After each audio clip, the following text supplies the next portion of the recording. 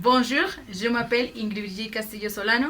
Aujourd'hui, je vais parler d'un sujet très intéressant, lequel j'ai intitulé L'os du nombre des apprenants du fleuve.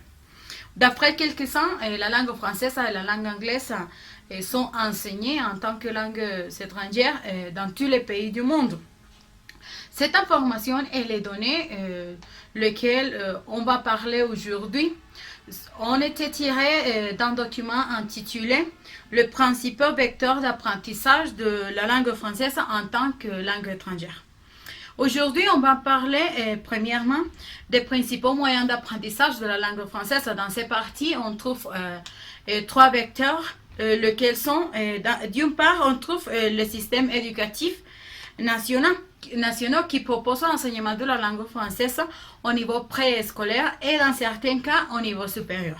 D'autre part, il existe des alliances françaises et des instituts français appelés jusqu'en 2011 centres culturels. Dans ces parties, les personnes qui vont participer visent des objectifs sont professionnels.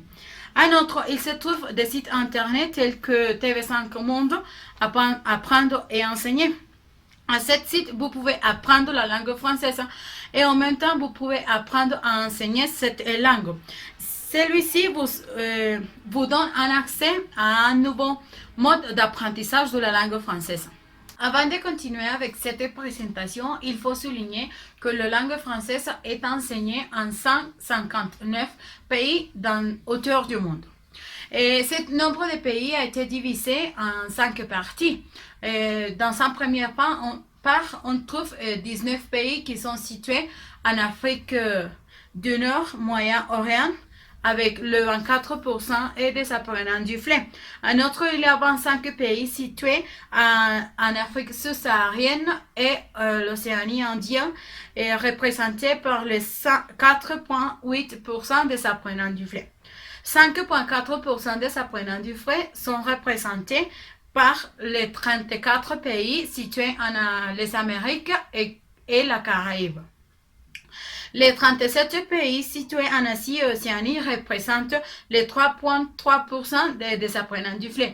Finalement, on trouve que les 10,4% des apprenants du fleuve se trouvent en Europe, et spécifiquement en 44 pays. Avant de finir, il est nécessaire de nous demander quelles sont les institutions chargées de diffuser l'enseignement du fleuve. Dans ce cas, on trouve les instituts français qui a pour mission fondamentale la diffusion de l'enseignement de la langue française. En outre, les alliances françaises qui constituent un lien, un grand réseau culturel mondial avec 850 implantations dans 137 pays sur le 5 continents. Pour conclure avec cette présentation, il faut souligner que le chiffre plus haut des apprenants du français se trouve en Afrique du Nord et Moyen-Orient. En outre, le nombre des apprenants a augmenté dans les dernières années. Avec cette présentation, on veut vous inviter à participer de l'apprentissage de la langue française, la langue de Molière. Merci.